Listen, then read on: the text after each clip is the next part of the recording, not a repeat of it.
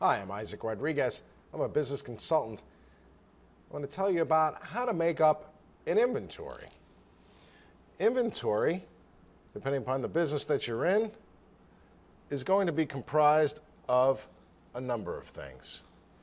If you are manufacturing something, then your inventory will consist of things such as raw materials. And the next piece could be your work in process.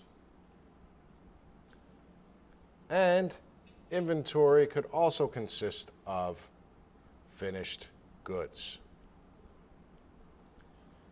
Those are the pieces that make up inventory. If you're a manufacturer, you're using raw materials to create goods. Those raw materials, if you're making clothing, then you could be using bolts of cotton fabric, and that fabric you would then sew.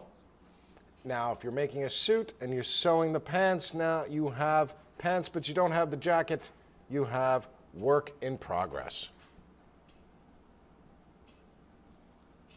Because you only have half the suit.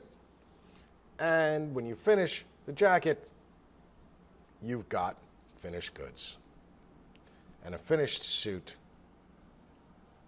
to sell as part of your inventory. I'm Isaac Rodriguez, and that's how you make up an inventory.